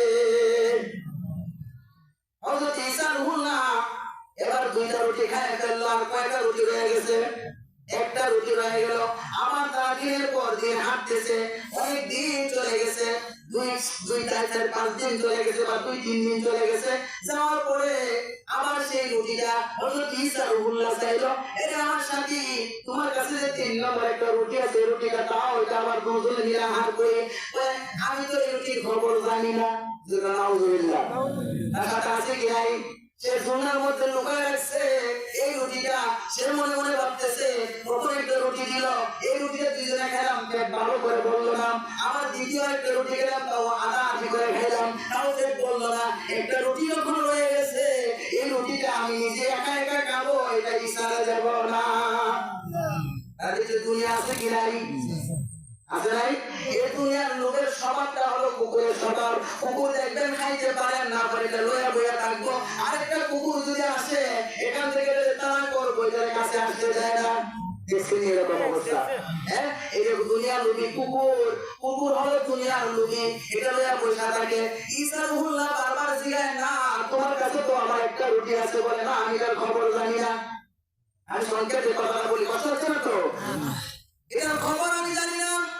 ঈসা রুহুল্লাহ আবার হাঁটতেছে, সামনে একটা নদী, যে নদীটা খরস্রোতা নদী, এটার মধ্যে অনেক স্রোত, অনেক পানি বেশি, এটা পার হওয়ার কোনো নৌকা নাই, কোনো কেয়া নাই। হযরত ঈসা রুহুল্লাহ নদীর পার দাঁড়াইলেন, দাঁড়ায় বলতেছে রে সাথী, তুমি আমার হাত ধরো। সুবহানাল্লাহ। ঈসা রুহুল্লাহ বললাম আমার হাত ধরো। এবার হাত ধরে বললো, আমি যেভাবে সামনের দিকে যাই নদীর মধ্যে পা রেখে, ঠিক তেমনি ভাবে আমার কদমে কদমে রেখে, কদমে কদম রেখে তুমি পার হবে। লোকটা ডাক দিয়ে বলে, ঈসা, কোনো নৌকা নাই, কোনো মাঝি নাই, এখানে কোনো বেহালা নাই, এমন কোনো কিছু নাই যে নদী পার হয়ে যাব। এই পানির উপর দিয়ে হাঁটা যাবে না, হাঁটতে পারে না, নাকি পারে? পানির উপর দিয়ে চলা যায়, পানির উপর দিয়ে চলা যায় না, পানির উপর দিয়ে হাঁটা যায় না। আমি তো মানুষ, তুমি নবী ঈসা, তুমি তো ভারী মানুষ, পানির নিচে তলিয়ে যাবো, আমি পারবো না, আমি সাঁতার জানি না, কাজে আমি যেতে পারবো না। ঈসা রুহুল্লাহ বলো, তুমি আমার উপর বিশ্বাস রাখো, তুমি বিসমিল্লাহ বলে আমার কদমে কদম রাখো, আমার সাথে সাথে তুমি পাও আমার হাতটা ধরো। শেষমেশ অনেক গরুদের উপরে হাত ধরে সেই নদীতে ঈসা রুহুল্লাহ পা রাখলো। ঈসা রুহুল্লাহ আলাইহিস সালাম যে কদম রাখলেন, সেই পানির নিচে ঈসা রুহুল্লাহ যায় না। সুবহানাল্লাহ। আমি আপনি যদি পানির উপরে পা রাখি, আমরা পানির উপরে তার গোড়া তলিয়ে যাবো, আমরা তলিয়ে যাবো, ঈসা রুহুল্লাহ নিচে যায় না। তার বিশ্বাস হলো, লোকটা ঈসা রুহুল্লাহর মতো করে বিসমিল্লাহ করে পা দিল, দেওয়ার পরে থেকে ওই লোকটাও তলে যায় না, কারণ ঈসা রুহুল্লাহর হাতের সাথে তার হাতটা লাগা রয়েছে। সুবহানাল্লাহ। কেন ওলি আল্লাহর কাছে বায়াত হলেন, কেন বুজুর্গ আল্লাহর হাতে, আল্লাহর ওলিদের হাতে হাত ধরবেন? আপনি যেই অবস্থায় থাকেন, যত রকমের বিপদে আপনার আসুক না কেন, ওই আল্লাহর ওলির হাতে যদি হাত ধরা হয়ে থাকে, তাহলে বিপদ থেকে আমার আল্লাহ উদ্ধার করে দিতে পারে। পারে কি পারে না? ওলির কাছে আল্লাহ পারে কি পারে না? অনেক সময় মনে করতে পারেন, আমি তো পীরের কাছে বায়াত আছি, আমি ভালো পীরের কাছে বায়াত আছি, কিন্তু আমার তো বিপদ যায় না। আমার আল্লাহ আপনার পীরের হাতে বায়াতের কারণে ওই বিপদটা কম করে দিচ্ছে, এটা কম করে দিচ্ছে, না আরো বেশি হইতে পারতো। কথা বলছি কিনা? বেশি হইতে পারতো। এই জন্য আল্লাহ ওলিদের হাতে হাত দেবেন। ঈসা রুহুল্লাহ এই নদীটা পার হয়ে গেল, স্রোতের নদী, সেই স্রোতে তারা বাসায় নেয় না। সুবহানাল্লাহ। স্রোতে বাসায় নেয় না, তারা পা দিয়ে পার হয়, কিন্তু মাটি পানির নিচেও যায় না। এমন করে করে তারা পার হয়ে গেল। নদীটা পার হওয়ার পরে একটা মাঠ, একটা ময়দান, ওই ময়দানের মধ্যে একটা গাছ, যে গাছটা অনেক জায়গা ছড়ায় আছে, তার ডালপালা, এখানে একটু ছায়া আছে। ঈসা রুহুল্লাহ আলাইহিস সালাম ডাক দিয়ে কয়, সাথী আর হাঁটতে পারছি না, একটু এখানে বিশ্রাম করে নিই। গাছের নিচে বসলো, গাছের নিচে বসে এবার ঝিরঝির করে বাতাস আসতেছে, পুরো ময়দান একটু ঘুম এসে গেছে, তারা ঘুমিয়ে গেছে। আমার ঘুমের থেকে উনি ডাক দিয়ে বলে, হে রে আমার সাথী, তোমার কাছে যে আমার একটা 3 নম্বর রুটি আছে, রুটির খবর দাও, এটা আমার দাও, আমরা এটা এখানে খাই নি, পেটের ক্ষুধা লাগছে। না না না, 3 নম্বর রুটির খবর আমার জানা নাই, আমার কাছে কোনো রুটি নাই, আপনি যে রুটি দিয়েছিলেন সব তো আমরা খাওয়া বানাইছি। ঈসা রুহুল্লাহ বলে, না, আমি তোমার 3টা রুটি দিয়েছিলাম, 2টা খেয়েছি, একটা তোমার কাছে রয়েছে বলে নাই। আমার সাথী শোনো, যে মহান আল্লাহ রাব্বুল আলামিন আমাদেরকে নদী পানির উপর দিয়ে পার করাইছে, আমার পানির নিচে আমরা যাই নাই, পানির নিচে তলায় যাই নাই, পানির উপর দিয়ে হাঁটে হেঁটে আমরা আসছি। যে মহান আল্লাহ পাক পানির উপর দিয়ে আমরা হাঁটাইছে, আমরা মাটির মধ্যে দিয়ে যেভাবে রাস্তা দিয়ে যাই, তেমনি ভাবে হাঁটে হাঁটে আসছি। যে মহান আল্লাহ এত বড় কুদরতের মালিক, এই আল্লাহর কসম করে বলি, তুমি আমাদের 3 নম্বর রুটিটা দাও, আমরা খাই আমাদের পেটের ক্ষুধা মিটাই। কথাটা আসলে যে কোনো কিনা, পানির উপর দিয়ে তো হাঁটা যায় না। ঈসা রুহুল্লাহ হাঁটলো, সাথী লোকটাও হাঁটলো, এত বড় কসম দিয়ে জিজ্ঞেস করে, তারপরে সে 3 নম্বর রুটির কথা স্বীকার করে না। এবার একটু নাফরমান না, সে জানে না, সেই রুটির খবর দেয় না। এমনি করে করে তারা আবার হাঁটতে শুরু করলো। আবার হাঁটতে হাঁটতে কয়েকদিন হাঁটলো, হাঁটার পরে হযরত ঈসা রুহুল্লাহ একটা জঙ্গল পাইলো। এই জঙ্গলের ভিতরে, জঙ্গলের দূরে থেকে দেখে জঙ্গলের ভিতরে অনেক পশু পাখি আছে। ওই জঙ্গলের কাছে বসে ঈসা রুহুল্লাহ ডাক দিল, এই জঙ্গলের ভিতরে যদি কোনো হরিণ শাবক থাকো, হরিণ মোটা তাজা থাকো, আমার কাছে চলে আসো। ঈসা রুহুল্লাহ ডাক দিতে হয়েছে, ওই জঙ্গলের ভিতর একটা হরিণের বাচ্চা দৌড়াইছে, তিনি ভাসে তৈরি হয় নাই। আমি যখন সুবহানাল্লাহ। ও বাবা, আমরা হরিণ, হরিণ হলো সবচেয়ে চঞ্চল প্রাণী, সে মানুষ দেখতে দৌড়ায়, সে মানুষ দেখতেই শুধু দৌড়ায় না, তার পেটের ভিতরে যদি গুড় গুড় করে শব্দ হয়, এই শব্দ হওয়ার কারণে গুড় গুড় হরিণটা দ্রুত তার সাথে দৌড়াতে থাকে। এত ভয় হরিণের ভিতরে। আমরা পেটের ভিতরে শব্দ হয় না, মাঝে মধ্যে শব্দ হয় কিনা? আমার কথা উত্তর দেন না কেন? শব্দ হয় কিনা? মাঝে মধ্যে শব্দ হয়, পেটের ভিতরে শব্দ হয়, গুড় গুড় করে শব্দ হয়, পেটের গন্ডগোলের কারণে, গ্যাসের কারণে, বিভিন্ন কারণে, এই গন্ডগোল কারণে এই পেটে শব্দ হয়। শব্দ হইলে মনে করে কোথা থেকে শব্দটা আসলো, হরিণের বাচ্চা দৌড়াইতে থাকে, হরিণ দৌড়াইতে থাকে, জোরে বলো আল্লাহু আকবার। যেখানে মানুষ দেখলে দৌড়াইবে, দূরের কথা, পেটের শব্দের কারণে দৌড়ায়। আর এখানে হযরত ঈসা রুহুল্লাহ ডাক দিয়েছে, হরিণ শাবক যদি কেউ থাকো, আমার কাছে চলে আসো,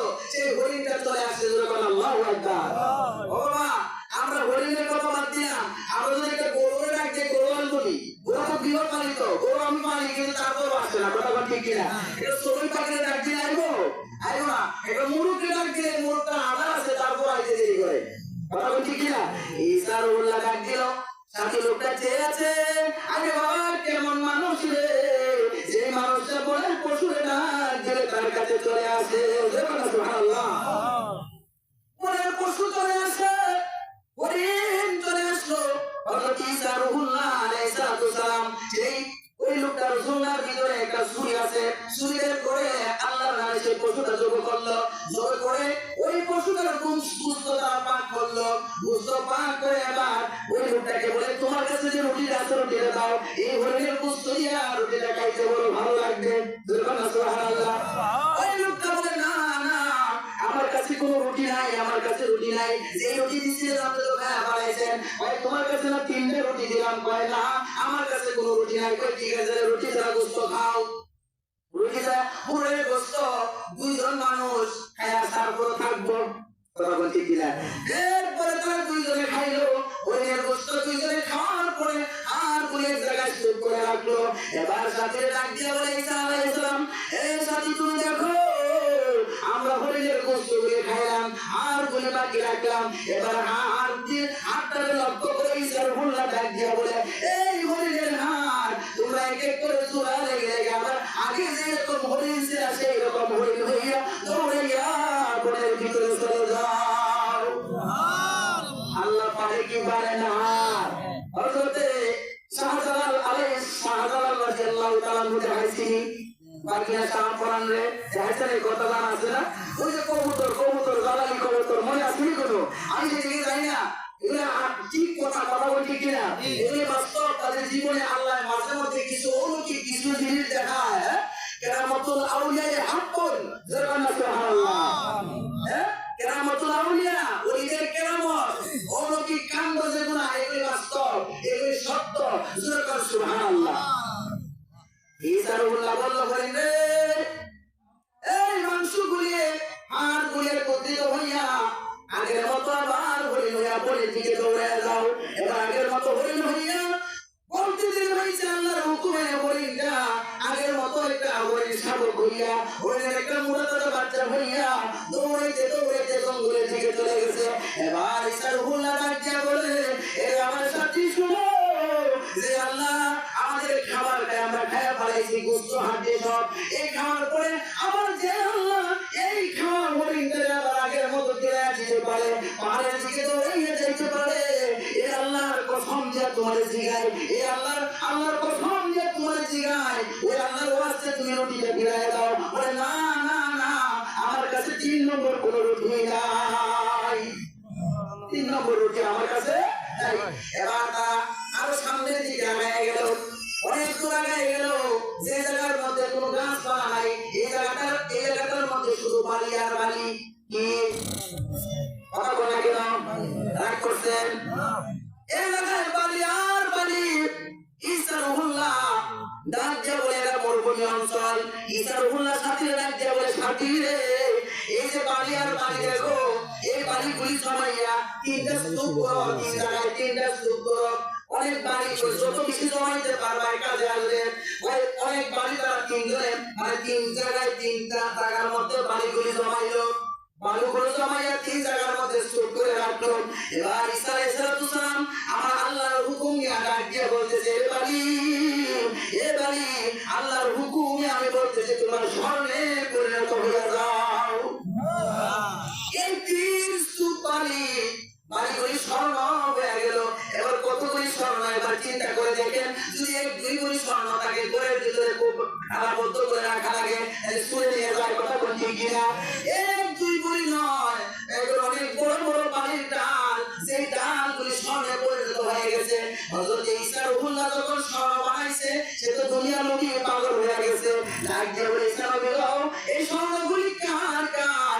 ঈসা রুহুল্লাহ ডাক দিয়ে বলে শুনো সাথী শুনো, এই 3টা তার যে আমরা স্বর্ণ বানাইলাম 3টা স্তূপের মধ্যে একটা স্তূপ আমি ঈসা রুহুল্লাহ, 2 নম্বর স্তূপটা তোমার, আর 3 নম্বর স্তূপটা হলো ওই ব্যক্তির যে 3 নম্বর রুটিটা খাইছে, 3 নম্বর রুটিটা যে খাইছে তার জন্য হইলো এই 3 নম্বর তালটা, আর 1 নম্বর তালটা হলো আমি তার জন্য। 2 নম্বর তালটা হলো তোমার জন্য, তুমি যে আমার সাথে সাথে গেছো, কারণ আমি একটা রুটি খাইছি, অর্থাৎ অর্ধেক অর্ধেক করে একটা খাইছি, আর অর্ধেক অর্ধেক করে তুমি আরেকটা খাইছো, এই জন্য দুইজনে দুইটা খাইছি। আর 3 নম্বর তালটা ওই ব্যক্তি যে 3 নম্বর রুটিটা খাইছে, সে আর দেরি করে নাই, তুমি আর রুটি আজকে বলেছো নবী গো, এতক্ষণ ধরে আমি মিথ্যা কথা বলেছিলাম, 3 নম্বর রুটিটা তো আমি খাইছি, এই 3 নম্বরটার মালিক আমি তো নিজেই। 3 নম্বরটা আমি মালিক, কারণ আমি রুটিটা খাইছি। ঈসা রুহুল্লাহ বলে, ঠিক আছে, সত্য কথাটা অনেক করে বাড়ি করলাম, তুমি শুনে রাখো, আমার যে স্তূপটা সেটাও তোমারে দিলাম, তোমার যেটা সেটাও তোমারে দিলাম, 3 নম্বর স্তূপটা যেটা আছে এটাও তোমারে দিলাম, এই সম্পদ তিনটার মালিক তুমি হয়ে যাও। আজকে থেকে এই 3 স্বর্ণের স্তূপের মালিক তোমারে আমি বানিয়ে দিলাম। ঈসা রুহুল্লাহ পালা চাইতেছে আর বলতেছে, এটা দুনিয়া লোভী, দুনিয়া লোভী, দুনিয়া লোভী মানুষ, তার দুনিয়ার প্রতি প্রেম ভালোবাসা বেশি। ঈসা রুহুল্লাহ চলে গেল, বহুদিন পরে যখন চলে গেল, চলে যেতেছে, ঈসা রুহুল্লাহ থেকে আর আসে না, কিন্তু ওই লোকটা 3টা স্তূপে একত্রিত করলো। মতান্তর আছে, 3টা আলাদা আলাদা রইল। এই 3টা স্তূপের মালিক যখন সে হয়ে গেল, সে কত বড় ধনী হয়ে গেল, তার অনেক সম্পদ হয়ে গেছে, অনেক স্বর্ণ হয়ে গেছে, সে স্বর্ণের মালিক হয়ে গেছে, বড় খুশি। কিন্তু খুশি হইলে কিসে হবে? খুশি বেশিক্ষণ সময় থাকে না। ইন্না মা'আল উসরি ইউসরা, সুবহানাল্লাহ। বেশি সময় তার খুশি টিকলো না, ঘোড়া দৌড়াইয়া 2 জন তলোয়ারবাহী মানুষ এই লোকটার কাছে হাজির হয়ে গেছে। হাজির হয়ে তার যে বলে, তুই কে গো? এই মরুভূমির মধ্যে এতগুলি স্বর্ণ হয়ে বসে রয়েছ, তোমারে আমরা হত্যা করে এই 2 জনের স্বর্ণগুলি বার করে নিয়ে যাবো। আপনার কষ্ট হচ্ছে, শেষ করে দিতাম। এই স্বর্ণগুলির মালিক তুমি একা হয়ে আছো, এই স্বর্ণগুলির মালিক আমরা হয়ে যাবো। এই দেখো আমাদের হাতে পুরা তলোয়ার, তোমার আমরা হত্যা করে ফেলবো। এবার ডাক দিয়া বলে, ওই মালিক ডাক দিয়া বলে, সে বুঝতেছে আর 2 জনের ভাগ না দিলে আমাদের ছাড়তো না। কথা বলছে কিনা? তাহলে যদি আমি ভাগ না দিই ছাড়বে না, এই জন্য সে বলতেছে, বাবা আমার মাইরো না, একটা কাজ করো, আমার মাইরো না, আমরা যে 3টা কাল আছে, 3টা স্তূপ আমরা 3 জনে নিয়ে যাবো, আমি একজন একটা হয়ে যাবো, আর তোমরা 2 জনে 2টা হয়ে যাবা, মারামারি দরকার নাই। কথা বলছি কিনা? মারামারি দরকার নাই। একজনে কয় না তারে মাইরা বানামো, আরেকজনে কয় না মারামারি দরকার নাই, যেহেতু 3 জনের একটা বেশি দেবা, মারামারি দরকার নাই, হত্যার দরকার নাই। কথা বলছি কিনা? মারামারি দরকার নাই।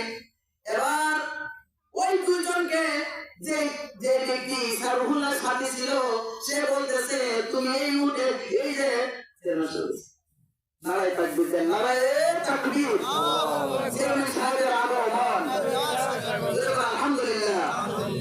আমার ভাইরা, আমি শেষের দিকে যাচ্ছি। এই 3 জনের মধ্যে বন্টন করে যে সাথী লোকটা এবার চিন্তা করে যে তোমরা তো হয়রান পেরেশান হয়ে আসছো, তোমরা এখানে বসো, ওই যে একটা গ্রাম দেখা যায়, ওই গ্রাম থেকে আমি কিছু খাবার নিয়ে আসি। ওই গ্রামে সে গেল, গ্রামে যায় দোকান থেকে খাবার কিনলো, খাবারের সাথে কিছু বিষ কিনলো, এই খাবারের সাথে বিষ মিশাইয়া, কারণ সে তো দুনিয়ার মানুষ, দুনিয়ার লোকই, যার ভিতরে দুনিয়ার লোক বেশি, সে চায় একাই 3 স্তূপের মালিক হইত। এই জন্য খাবারের সাথে বিষ মিশাইয়া সে খাবার গুলি নিয়ে আসলো, আইসা তাহলে ওই 2 জনের দিবে এবং 2 জনে খাবে। এই খাবার খাওয়ার পরে তারা মরে যাবে, আমি আবার একাই 3 স্তূপের মালিক হয়ে যাবো। আর এই দিক দিয়া এই 2 জনের পরামর্শ করতেছে, সে যখন খাবার নিয়ে আসবে, খাবার নিয়ে আসা মাত্র তারা আমরা হত্যা করে ফেলবো এবং আমরা 3 জনে না, আমরা 2 জনে এই ভাগটা নিয়ে যাবো, 3 জনের ভাগটা আমরা 2 জনে করে নিয়ে যাবো, এই চিন্তা তারা করে রাখলো। আর সে ওই বিষ মিশ্রিত খাবার নিয়ে আসলো, সে আসতে দেরি হয়েছে, তারা যখন হত্যা করতে দেরি হয় নাই, তারা মেরে ফেলেছে। মেরে ফেলার পরে তারা ভাবলো যে আমরা 2 জনে সেই সম্পদের মালিক হয়ে গেছি, এখন আমরা খাবারটা খাইলো, তারপরে ভাগ করে নিয়ে যাবো। তারা খাবার খাইলো, খাবারের মধ্যে বিষ ছিল, বিষ ছিল। এই বিষ খাওয়ার কারণে তারাও মারা গেল। যে প্রথম ছিল সেও মারা গেল, দুইজন ডাকাত মারা গেল, এবার স্বর্ণের জায়গায় স্বর্ণ পড়ে রইল, তিনটা লাশ পড়ে আছে। বহুদিন পরে হযরত ঈসা রুহুল্লাহ আবার যায় রাস্তা দিয়া, তার সাথে তখন আবার কিছু মানুষ ছিল। ঈসা রুহুল্লাহ যখন এদিকে যায় তখন বলতেছে, আরে হায় দুনিয়ার লোকেদের, দুনিয়ার কুকুরদের অবস্থা দেখো, দুনিয়ার খবর, দুনিয়ার লোভী মানুষ যারা, তাদের অবস্থা দেখো, স্বর্ণের জায়গায় স্বর্ণ পড়ে আছে আর লাশের জায়গায় লাশ পড়ে আছে, লাশগুলি নষ্ট হয়ে যাচ্ছে।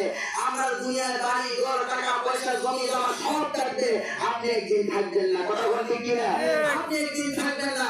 আপনি বৈধ পন্থায় হন, অবৈধ পন্থায় হন, টাকা রোজগার করেন, জমা করেন, এগুলি রেখে এগুলি থাকবে আর আপনি কবরে চলে যাবেন, আপনাকে শাস্তি ভোগ করতে হবে। কুল্লু নাফসিন যায়িকাতুল মাউত, আপনাকে মৃত্যুর স্বাদ গ্রহণ করতে হবে। আপনি কবরের বাসিন্দা হয়ে যাবেন। হালালের দরকার আছে কি নাই? কথা বলেন, হালাল দরকার আছে কি নাই? এজন্য রুজি রোজগার করতে হালাল করে করবেন, হালাল রুজিটা রাখবেন, এটা নিজেও খাইবেন, সন্তানদেরকে খাইবেন, হারামের দাম দাঁড়বেন না। হালালের মধ্যে বরকত আছে। 5 ওয়াক্ত নামাজ পড়বেন, আল্লাহর ওলিদের কাছে যাবেন, আল্লাহর নবীর দুরূদ শরীফ বেশি বেশি পড়বেন। আসুন আমরা নবীকে সালাম